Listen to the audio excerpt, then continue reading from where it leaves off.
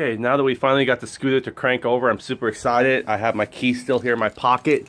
One thing was, it kind of took me off a little bit that we loosened up the drain bolt, and guess what? When it vibrated all the way over there off. So I'm gonna go get see that little shiny gold piece right there, just beside the starter motor. We're gonna need to get it back out and put it back in the drain bolt, and then we're gonna test to see if our blue Loctite actually kept the threads here, because we need to take this off because there's no way of getting underneath that drain bolt in any angle. You can see here, I try to keep, even through his peephole, one of the cam chain tensioner there. So it's time to button her up. We're gonna put the shocks back on. We're gonna put our new gunmetal bolts on there. And the only thing concerns me with the NCY shock, if you have the fat tires like this, especially with this frame, it does seem like it's almost borderline there rubbing against one of the side tires there. So I gotta be really careful and inspect it when I put my own body weight in there. We're gonna keep it as it is right now. I believe it's a 114 main jet, I believe, and it's 38 pilot jet in there, slow jet. And we're gonna put our K&N filter back in. We're gonna just put the basic, give this girl a bikini on, just so she can ride, and put a license plate on there. Also, by the way, we did something new as well. Instead of trying to put the new Hoka brake line, we tried to salvage the existing one. You can see here what we did was, I actually did some JB weld, and this was almost 2 weeks ago, so it's definitely hard by now. It's not the prettiest one I ever did, especially compared to the crankcase one. If you remember in my other video, I showed you how to repair my crankcase.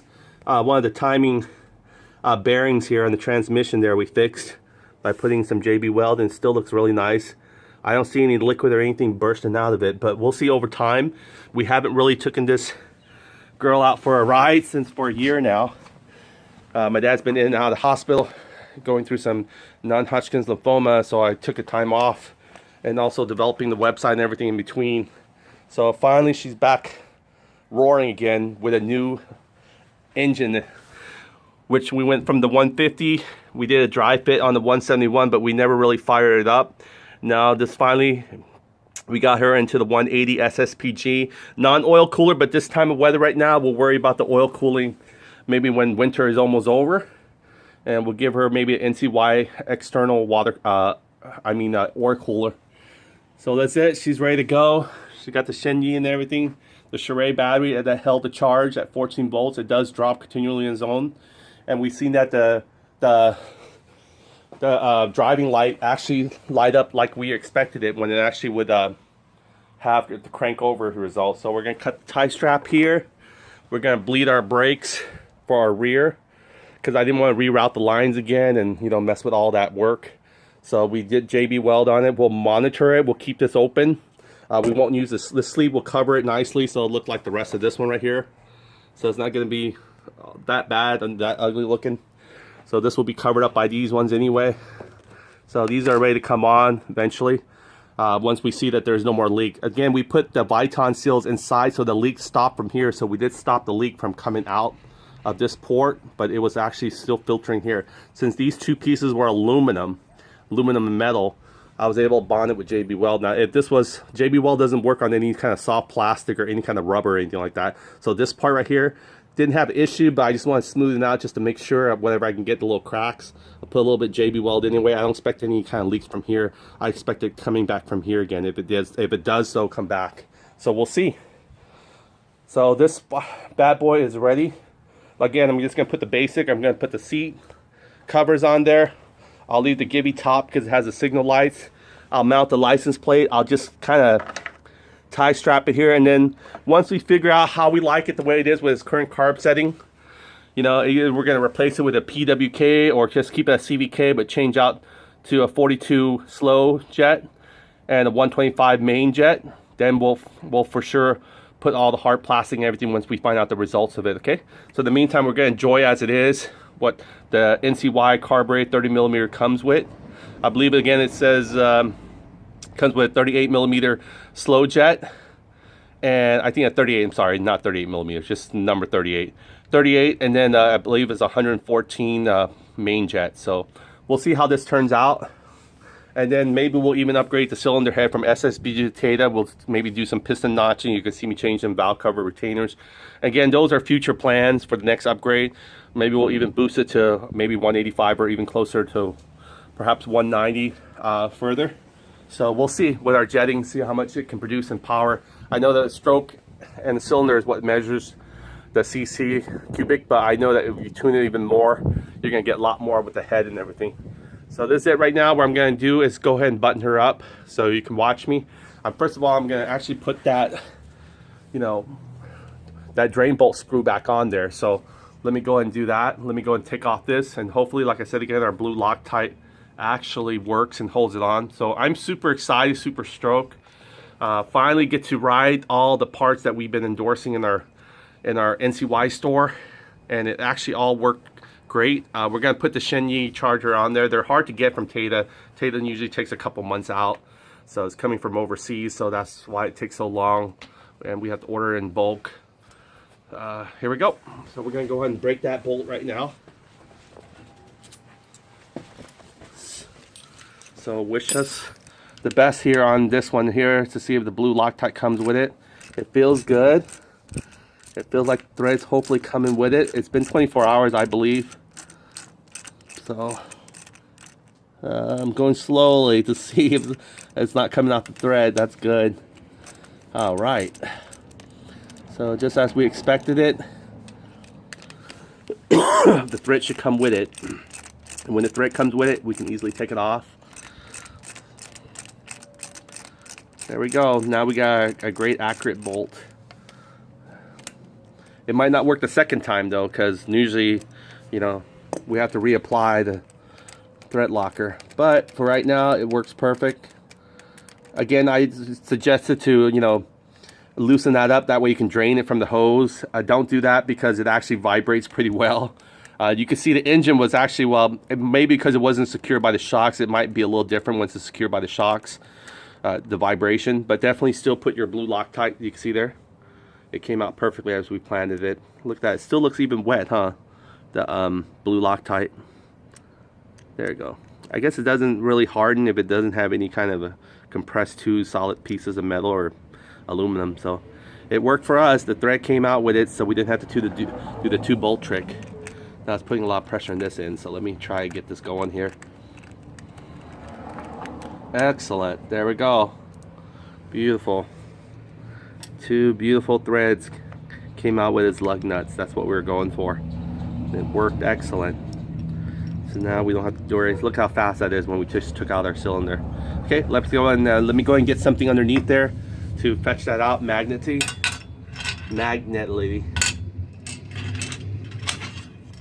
So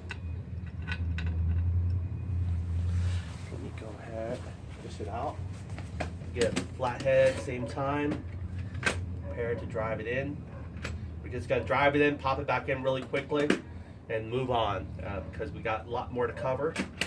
We got to put some of our plastic back, secure some of our area and ground. And where is my little magnetizer there? I have it out here ready. I might have brought it out. No, I didn't yet, so somewhere still in here. Let me bring it around.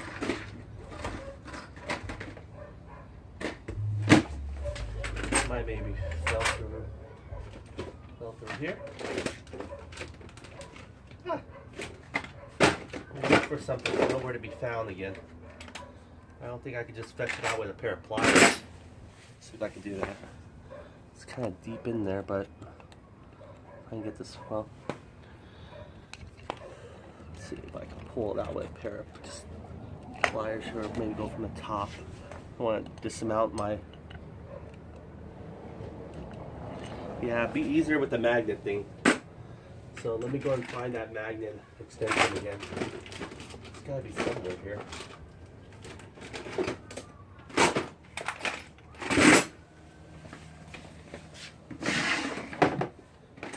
Magnet tool. If not, I can use the other one. These ones are. I tried to actually see if there was any broken particle like we had before. So I'm gonna try and use this one here to fish it out with. This has little tentacles like that. So here we go. Let me lean it over, that way you can see it. Let me pull it out right there. Like one of those games, right?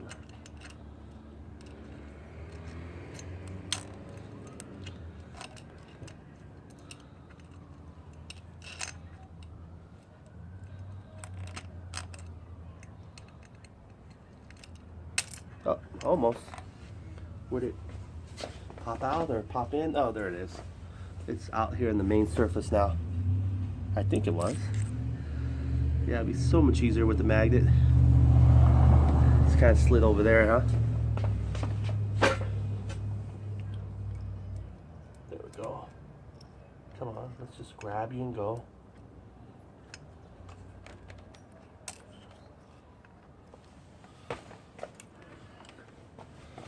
I can almost push it out this way. I can just grab it in my hand maybe.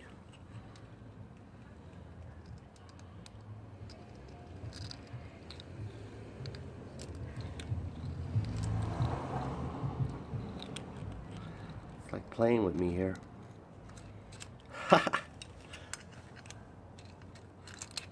There we go. Alright, this is it. Yeah, you definitely want to go on the road, have things loose. So just go ahead and tighten it back into your carburetor. So that's what we're going to do. Come over to the other side. Takes a Phillip or a flathead. But we'll use the Phillip since we have it right now. Let's put it back into the drain bolt. Yeah, gasoline was spilling everywhere. I was wondering why the engine was prematurely dying again. I'm like, oh no, now I got another trouble. The engine is dying prematurely. But again, came to that, and I started saw oil coming everywhere. I'm like, oh, first thing I thought was, oh man, did I blew something on the CVT cover, like liquids coming out, maybe the transmission oil? And then I smelled gas, and then I looked at my carburetor, I saw an open outlet. I'm thinking, okay, that's probably normal because I don't have an air filter, but why would air filter, you know, spit out gas the other way? Wouldn't it come from the intake manifold? And it usually has a suction, right? So it was actually caused from the drain bolt. Careful, if you get oil in your gasoline in your gasket, try wipe it down. You don't want too much of a, that it ruins your gasket, eats it up, gasoline. So our gasket's good. Keep it dry from oil. Alright, so let me go ahead and, I think this is magnetized, or if it is, or it isn't. Okay, so let me twist this real good. Yeah, I got back in the same spot I had it in last time, but it's okay, I can reach it here. Alright, as long as I don't drop it into the intake manifold, then we have a bigger issue. Don't want to say it yet because I might jinx myself. Okay, so let me go ahead and try to get over there and hand tighten it. And then we'll go from there. Alright, I gotta get an angle now. Alright, righty tighty. Yeah, take it all the way. What it is sometimes people can use this for closing it for the winter time. That way their gas is not, you know, pretty much out in the open on their hose. So there we go. Just kind of hand tighten it a little bit more. You do have to, you want to tighten it all the way. You don't want to loosen it because it vibrates off. Okay, there we go. It's pretty secure now. All right, we're going to put it back in. Again, same way, reverse. There we go. And then we want to make sure when we put our studs back in, either one, we want to lift it up and see if it's actually on the bolts. It's going to be a little trickier.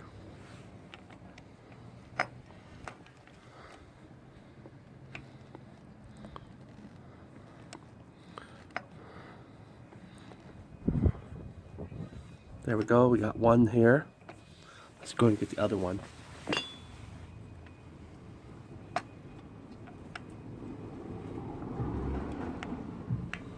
Okay, we got one there. All right, so we're gonna do, kind of ready to tighten it down. We'll definitely need a socket for this one. And I believe I did have my 10mm socket somewhere. No, all I see is my 8mm. Things are just rolling off of here. Let me go ahead and try to find that real quick.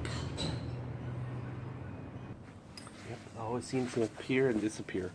Alright, here we go. We got the 10mm socket here. And now we can see here, see how it's going on to the base. It's almost cross-threading, so you want to be really careful. Kind of hand tighten a little bit, because you can't do too much damage with hand tightening it. Then you can bring it in lower if you want to. You might have to now, actually. Might be the only time. It'll give you that leeway.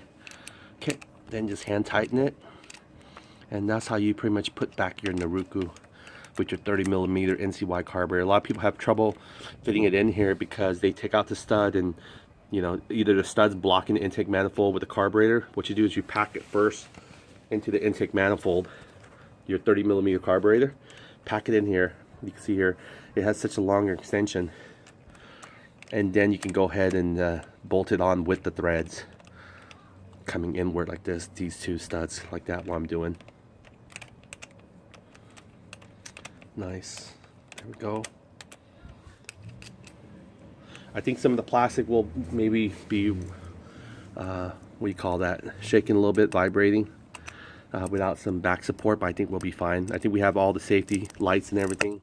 We just need to put our license plate on there, and then we can ride. I'm gonna take it for a little small spin, probably around the block, make sure there's no trouble, and then increase from there. I think the first break-in mileage we should do about no more than 35 miles an hour, then change our oil within that 300 mile, and then we'll go to, you know, 500 miles an hour. I mean 500. We'll go for 500 miles, and then we'll change the oil again, and we'll do 50, and then from there at 1,000, impossible, you can't do 1,000 miles an hour, but you can do 10, but we won't do 10. We'll top it off and see how fast this thing can actually go. That will be our breaking point, so we'll have to wait until we do the first oil change after 300 miles and the second oil change after 500 miles at 50 miles an hour, and then from there we can take it to its full potential and see where we can take it. You can see here I'm rocking it back and forth. I don't want to over tighten one side versus the other, so I'm kind of evenly doing it. This one's still loose. There we go.